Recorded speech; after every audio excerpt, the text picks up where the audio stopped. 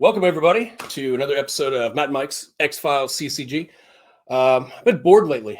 Yeah, why so bored? Well, there's just not been any good content. You know, I mean, we did the sound deprivation chamber thing, the ASMR thing, and that was kind of you got it right. This ASMR. Time. Yeah, I got kind of in trouble for saying that. Asked it anyway. But I was bored. Mm-hmm. And you were bored that one day. Yeah. And we had this laptop, and we're like, let's just like look for people. Yeah. It was pretty stupid until we totally freaking found him. Yeah. So we've got somebody that's gonna tell you who we got. Check this out.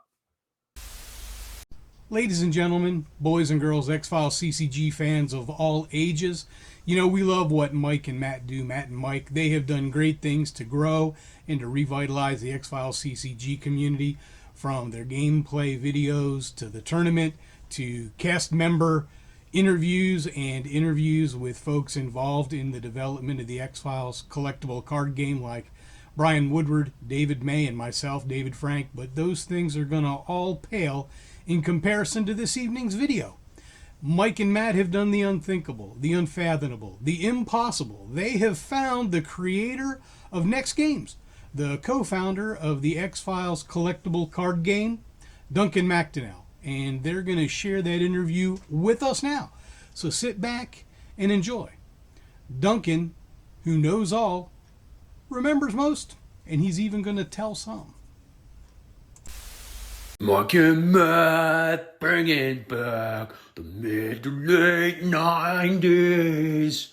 Mike and Matt bringing back Xfiles CCG. All right.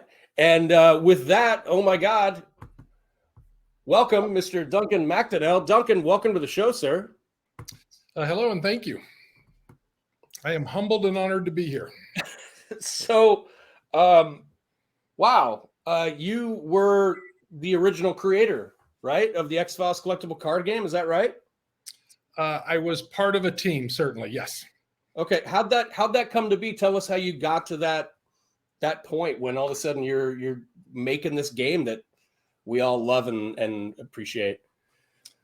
Ooh, that could be a long answer. Do you want me to go back to how I started Next Games, or just how that license came about, or how broad did you want that question to be there?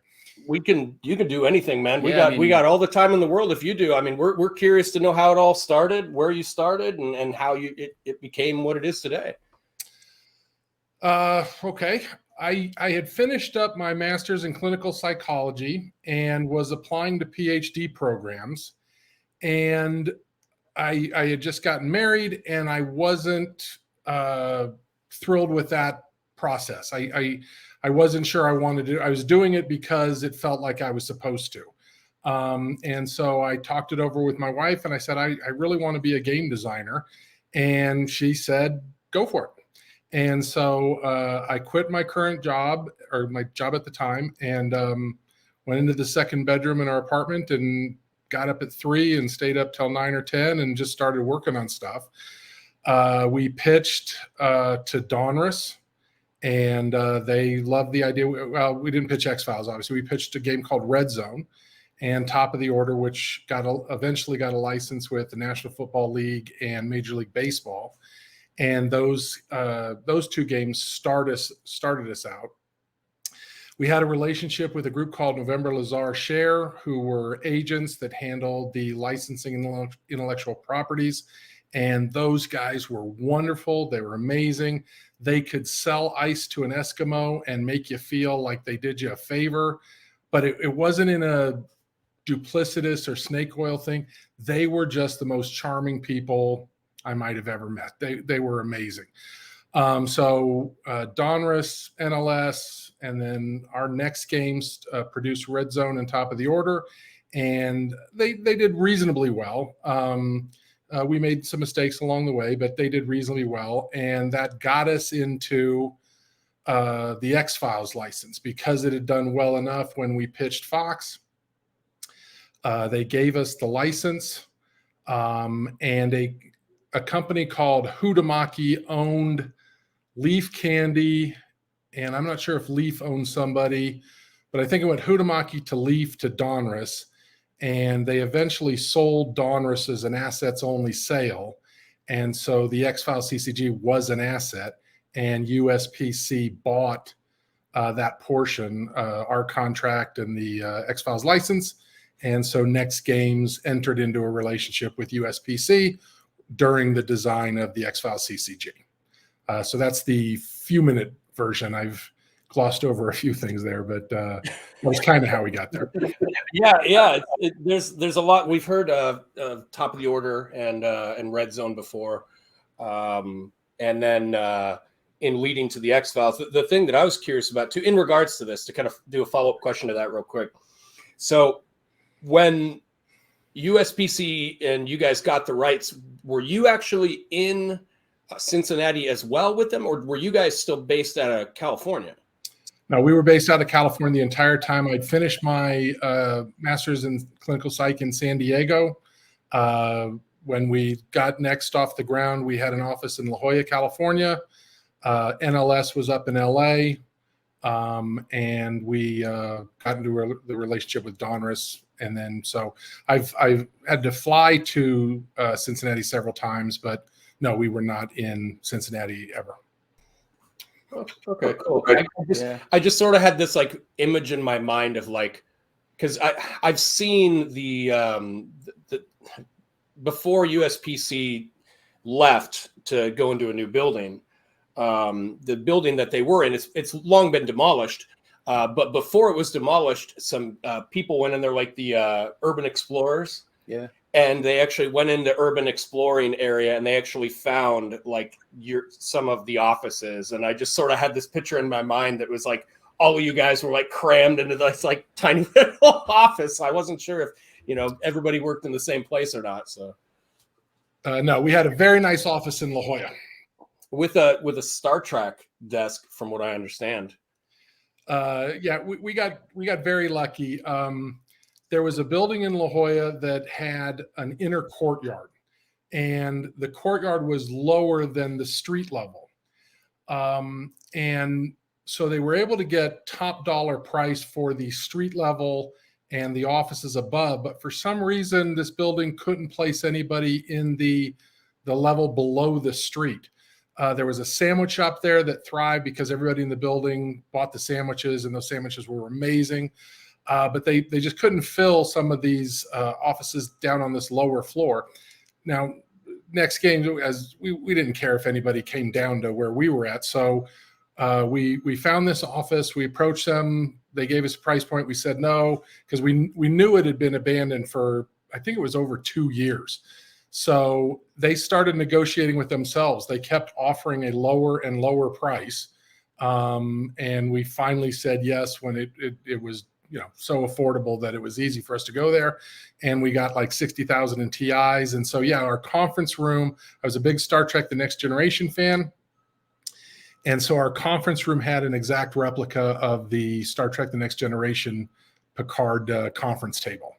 And so we watched a lot of X-Files, a lot of play testing, a lot of gaming went on that table, and open office concept. We had a living room with another TV. A lot of X-Files was put up there. So it was a good environment for gaming.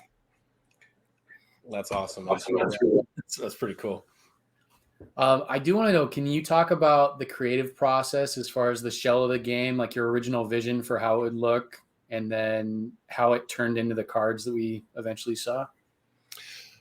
Well, at first at least the way we did it, I don't know if this is the greatest way to do it, but at first we didn't really worry about what stats does Mulder have or what stats does Scully have or anything like that. We just created the shell of the game. So we started coming up with ideas, brainstorming out what we wanted to do. And so like some of the early play testing would just say location 1 and agent 1 and just generic terms like that. And once we were happy with the shell of the game, we tried to min-max things to see how it would work. Once we got that part down, then we went in and started saying, let's assign some values to different agents, go find locations from within the TV series, etc. So that was the process we used. All right, cool. So I've got, obviously we don't want to get too specific, but we wanted to ask you what you found frustrating about the process. Now, I had a question in regards to that, and I have a rule book here, and that one's hold on, I ripped having it. trouble opening? Yeah, can you get? I ripped it. Yeah, It was sealed. I'm not. I always have a issue with these. Like when you first take them out, I can't even get mine. Just does it come off? No, there's like a sticker. There we go. There we go. Was that planned? Talk about that. Yes, there were some frustrating things. That was one of them. I hate those things to this day. If you buy like a plastic bin or something, you have to rip off that little tag. It leaves that white mark there. All those sticky tape things. Yeah, I hate those things. And yeah, we ripped a million covers from the rules. I don't know why they put that on there. And it was big too. It was like an inch in diameter rather than, a much smaller one. So yeah, I don't know what they were doing with that.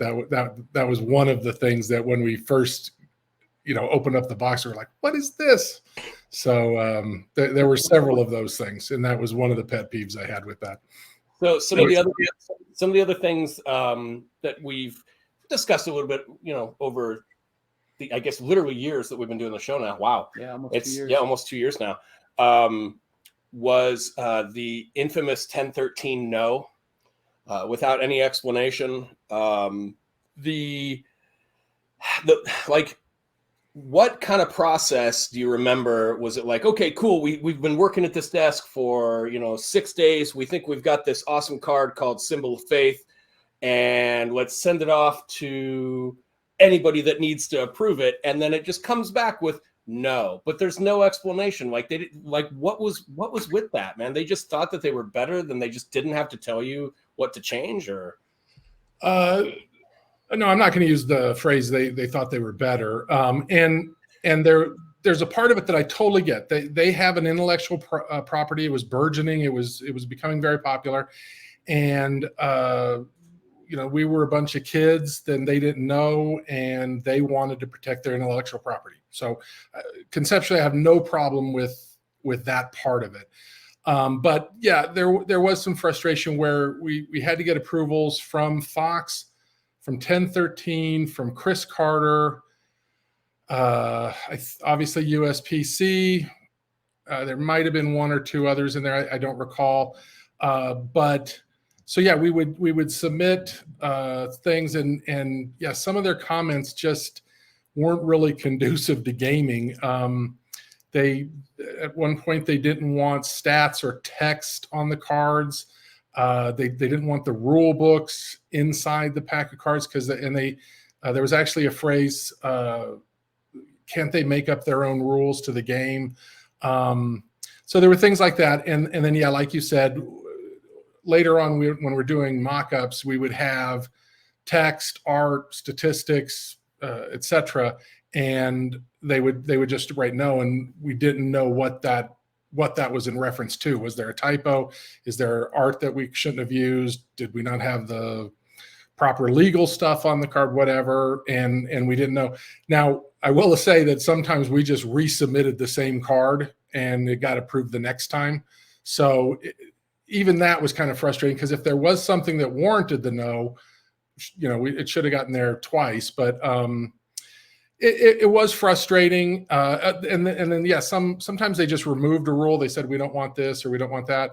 But like I said, they were responsible for a property that was blowing up, and I'd be protective of it too. So I didn't mind that they were doing it. I would have loved if Chris Carter had a cousin or nephew that played games and let that guy serve point, or that girl serve point on some of those, so we could have gotten more gamer friendly comments.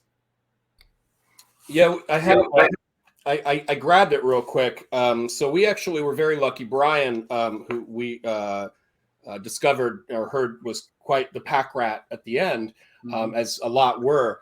was able to basically smuggle out. These are the copies of the original card approval form for the 22364 expansion. Okay. So obviously 22364 never came out, but it was very much so in the process of being approved. And a lot of these cards, at the bottom, just, comments, approved. Okay, cool. But then you go into cards like this that just have like writing by like 30 different people, it would seem, that are all trying to like, well, no, cross that. No, please don't do that. And it's just, it was amazing to me that it was just such a process. Yeah. Like with the NFL and with Major League Baseball, all they seemed to care about was were all the legal language that was required for their intellectual property. Did it have the trademarks and stuff? That was their main concern. But yeah, Fox and 1013 and Chris Carter, they made a lot of comments. And then, you would change those things, resubmit, and then you would get another set just like that. Now, we had heard a rumor, and this is totally off the cuff, and if it's not accurate or it's not something that you want to, share, if it's true, we can certainly cut this. But we had heard that the reason why the Scully card was changed was because Gillian Anderson herself saw it and didn't approve of that picture that was taken, that it needed to be something different. Did you hear anything about that? I'm not going to address that, but again, I would say that if that were true, it's absolutely within her right. Every actor or actress wants to look good for the public, and they're on camera all the time on sets and stuff. People are taking their photograph, taking film of them. If there was an actor or actress that wanted a shot that was a little more appealing to them. I mean, we redo our driver's license pictures, or we redo pictures that we take at a birthday party or something. So, if it were true, I have no problem with that. And you would do it too if you were on the Xfiles. Yeah, I mean, just so you know, talking to you was never even something we actually thought would happen. I mean, our bar was like, we're going to interview Kresge. We're like, that's as far as we're ever going to get and be happy with. That was top tier. Yeah, so this is surreal being able to talk to you, Duncan. Oh, yeah.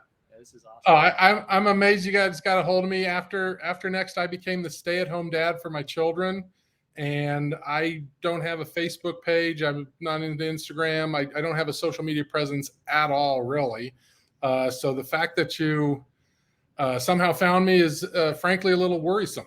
You guys should sidelight as PIs. I guess, yeah. Just using a Chromebook when we're bored, and we managed to find you. If you do get a chance, watch the David May interview, mainly because the lore with David May. Matt and I've had this discussion when we started doing this.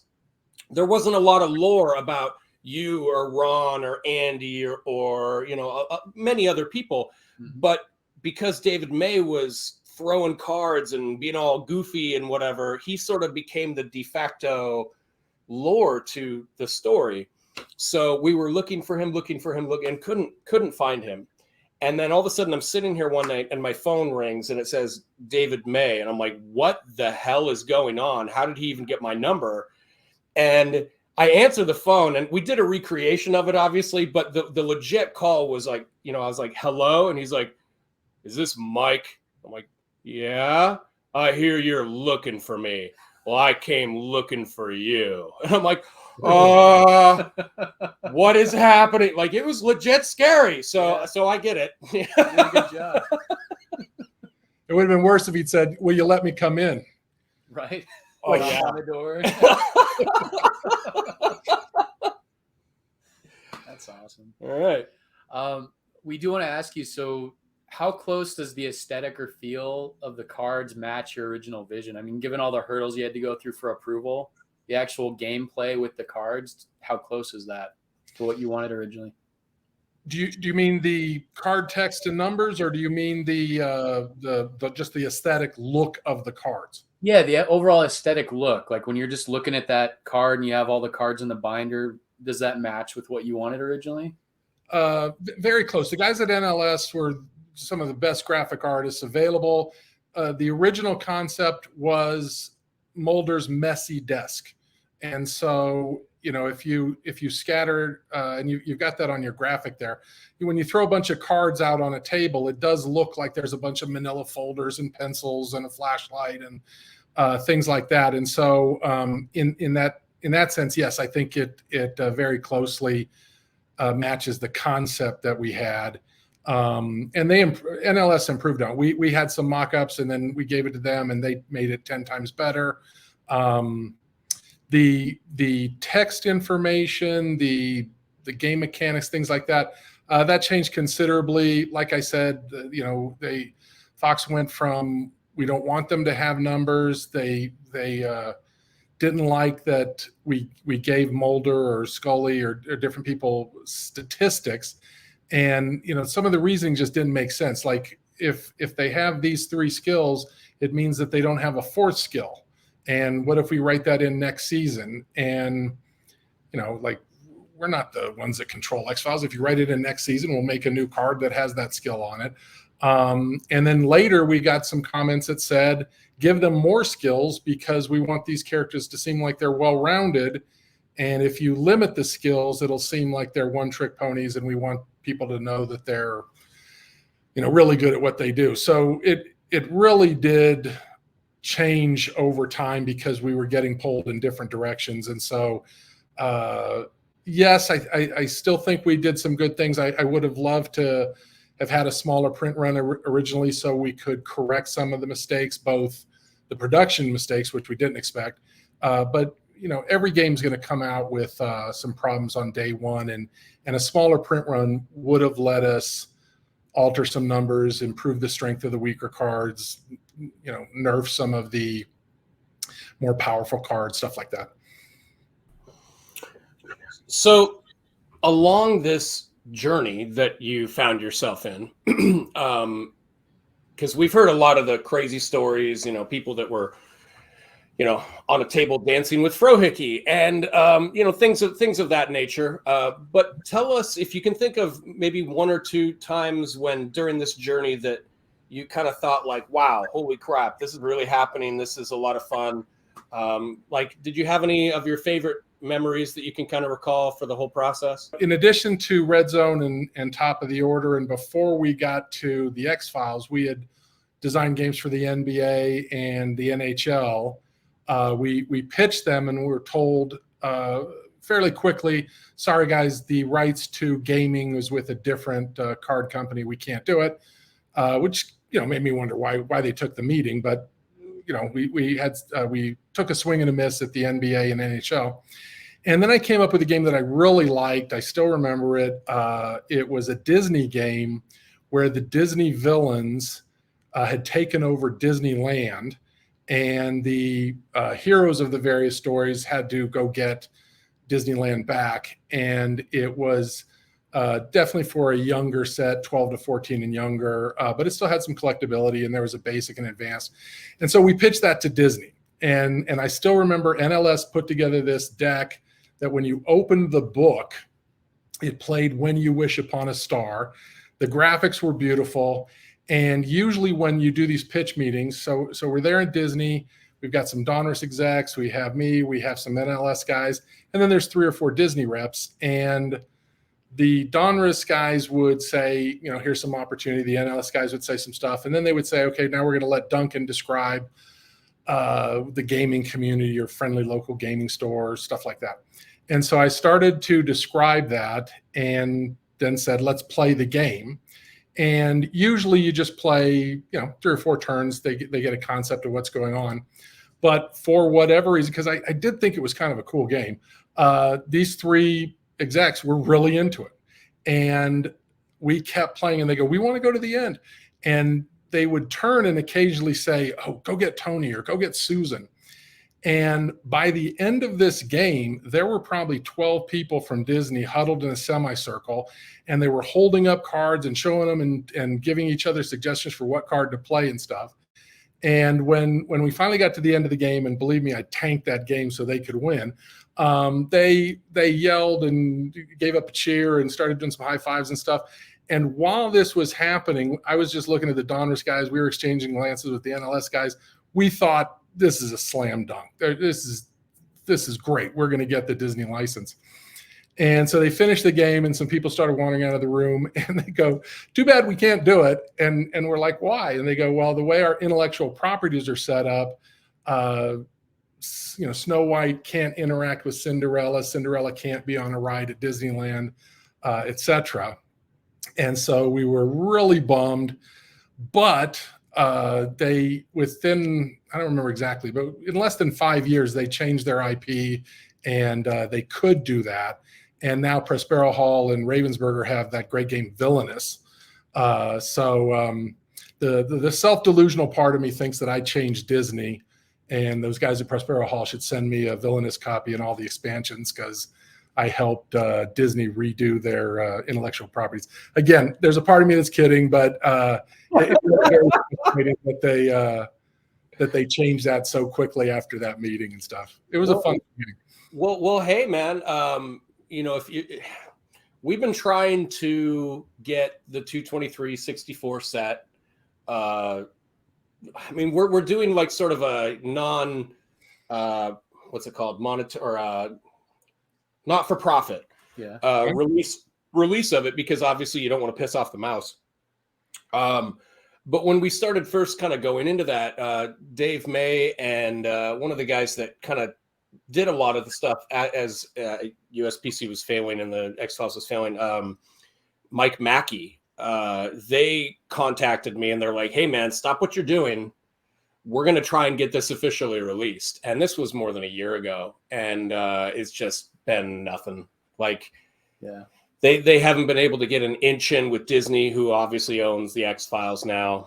And it's unfortunate because we have a big enough community that even if they did, an order-only test run, we're not asking them to put this in Walmart or stores across the nation. People are going to be like, "Xfiles, isn't that 30 years old?" But just to be able to do it in an official manner seems to be out the window at this point. It's unfortunate. So, yeah.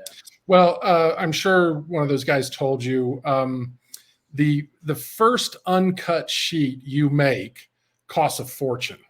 The second one is considerably cheaper, and so that first that first sheet of one-ups is a huge barrier to entry.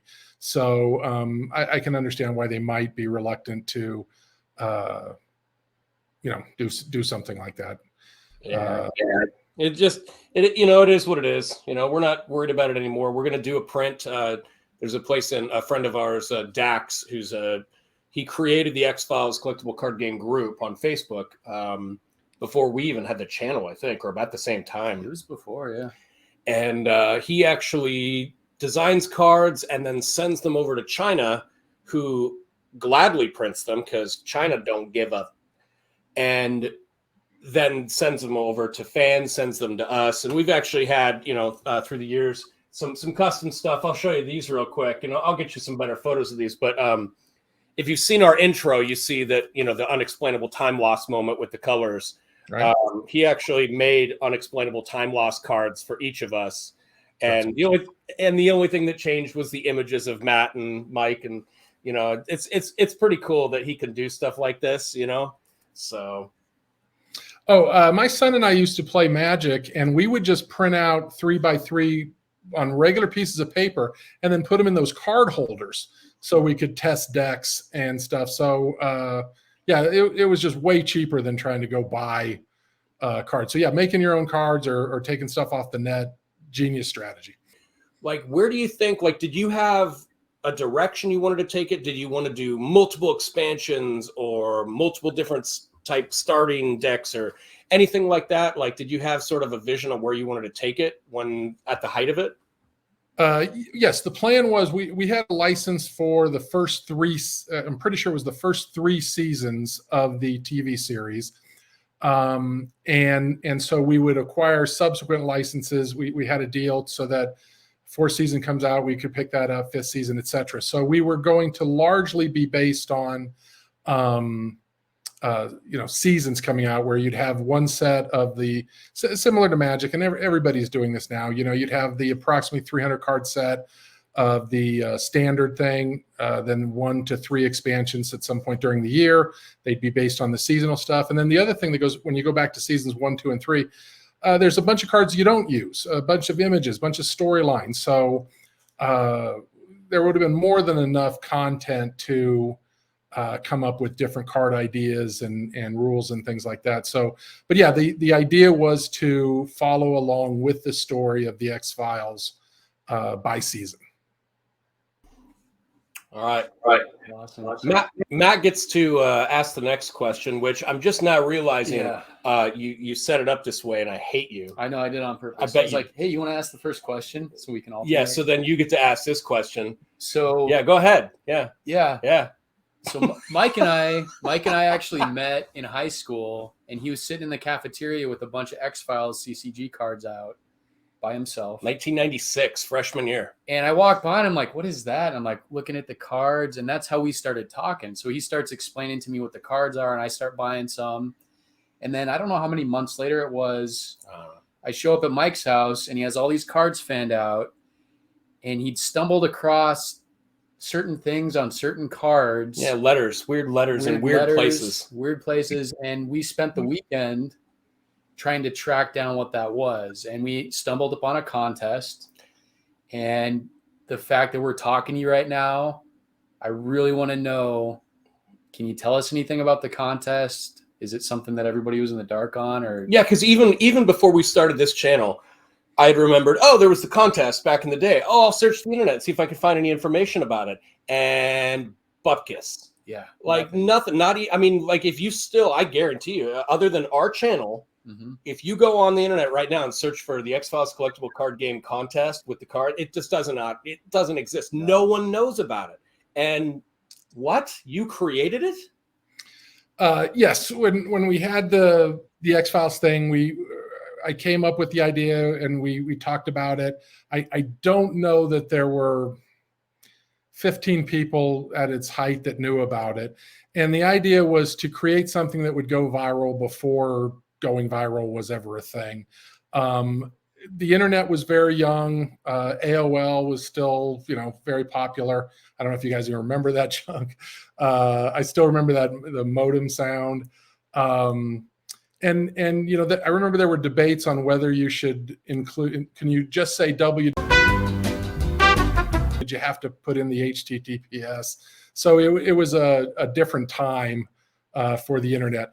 But yeah, we came up with this contest. We worked with this guy that did for the New York Times that did puzzles and came up with the idea and just put it in. And some of the graphic designers that didn't know why.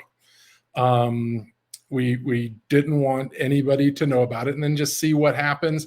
Because I've always been amazed by the internet and gamers. They find every nook and cranny possible. And I knew they would do it, but we got our first entry within 3 weeks. So the gamers out there are just amazing. And I think that's why there's no real internet presence. We didn't put any. I just wanted the people to find this thing on their own. I almost wonder because you said about 15 people knew. So obviously, if you got the guy from the New York Times, he was getting paid, right? Okay. Right. So, but like, who knew? Like, because you have to write him a check, but like the check's going to go upstairs, and they're going to be like, "What's that check to a guy for a New York Times for?" Oh no! There were people that NLS know, people at USPC knew. There was people placed strategically everywhere, but we didn't release it to like Scry magazine or anything like that. It was just the way you guys found it. You noticed you noticed that there were in certain places that seemed out of place, and they figured it out. And if I recall correctly, top prize was you got to visit an X-Files set for a shooting, and the last prize was we gave away like 10,000 X-Files CCG t-shirts. Well, Mike and I each got multiple t-shirts and cards, which you want to tell them? Yeah. So it was 1996. We're freshmen in high school. I don't remember how old. What was that? Like 15, whatever it is. I don't even know. But we did not understand how a fax machine works per se. We just knew that, okay, we had, it said fax to this phone number, this fax number, and that was it. Like it didn't say like, hey, we'll get back to you, or hey, we'll let you know we got your submission, or include your email. So, we know you sent one entry, limit one entry per person, Yeah. And so I remember we're in my stepdad's office, which was sort of off limits. Yeah. And he had a fax machine, and we were just taking our entries and we were faxing them over and over and over, because we didn't know, like, should we put it this way? Wait, does it go upside down? What is it, forward, back? And we just kept faxing it. And I think we each got in the mail, it was a few weeks later at least. Mm-hmm. We got them the same day, I think. Yeah, because I remember calling you, or you called me. Yeah, it was a yellow padded envelope with a "No One So Paranoid" and a T-shirt, and I think that was it. But we each, having 3 "No One So Paranoids" each, and 3 T-shirts, it was like, whoa! And I can't remember if there was a letter. There must have been a letter or something. I wish I had kept that stuff. For sure. Yeah, but so yeah, nobody was checking to see if there were multiple entries coming from people. No, was doing that. But I'll tell you right now, this is going to get edited out because you just put on camera that you didn't know how to use a fax machine, and your kids are going to ridicule you for that. I mean, that's ancient technology today. So yeah, you should see some of our other videos. We're pretty blur that part out. Yeah. I'm pretty stupid. I suck with math. Like I was literally just failing math, like basic math courses in high school, like not even like, trigonometry 106 or no, I was failing algebra like 101, like type crap. But then I'd go to physics class and I was like getting an A, because like physics made more sense to me. It was like, oh, well, it's math, but it's math with a purpose. Right. Like, so you were smart enough to figure out that contest. I mean, not everyone did that. That was very clever. Yeah, without anyone telling us anything or any clues. No, not even any magazine. Literally it must have been 97, but literally the only time the internet came into play was we had heard on some website that Scry number, I can't remember the number of it. Yeah. But we had heard that there was a rumor that every 1 in 50 issues of this Scry magazine had a deny everything in it. Right. And apparently that was Ronnie's. We found out, when we interviewed Ronnie, that was basically her doing. But I mean, we must have gone to every store in Montana at the time, or in Missoula at the time, to try and find this magazine, and not one of them. So when we started this channel, we still didn't even own one. Yeah. I'd never held one before. Yeah, it was ridiculous. And then someone was like, oh yeah, I got one, I'll send it to you. We're like, really? And now, right, and then like we interviewed Ronnie, and she's like, oh yeah, I'll send you some stuff. She sends us like a stack of deny everything. So it's like, okay. So it was this weird, surreal moment, Yeah. I mean, we went from having cards that we could send to actually having cards we never even owned back when we played the game that we can send out and do contests. It's amazing. Ronnie was amazing. If she was in charge or Bob was in charge, I think the game would have been in really good hands. But I think all of us tried to impress upon the people at USPC, because if I recall correctly, Ronnie was part of USPC Games, which was this little subculture that it didn't have half a dozen employees on it. And so they would talk to the USPC people, but they did the Archer thing. You're not my supervisor. And so I don't know that they were listened to. We certainly weren't listened to. And mistakes were made. So very frustrating. But if Ronnie had been in charge, or Bob, I don't think we would have had a single problem. Those two knew what they were doing. They're capable. Well, we've got some good news. We've recreated the contest. We have registered all of the original. We have added another layer to it, if you will? Yeah, so by recreate, we tried to remember as close as we could the process we went through, like where the cards led us, but remembering exactly what we had to do when we got to the, I'm sure there's things we've missed. Yeah.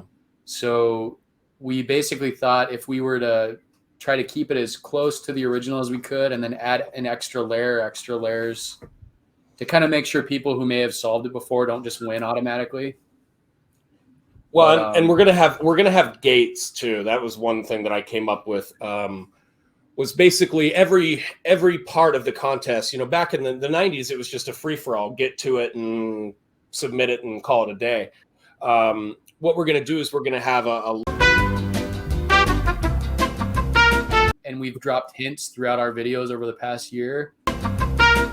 All right, then I'll stay quiet. No, we can edit all this. We'll edit whatever. Awesome, man. Well, thanks for playing with us. We'll let you get back to your life there, and we'll be in touch, man. We'll talk soon. All right, thanks, guys. Appreciate it. Take it easy, man. Appreciate you. Bye-bye.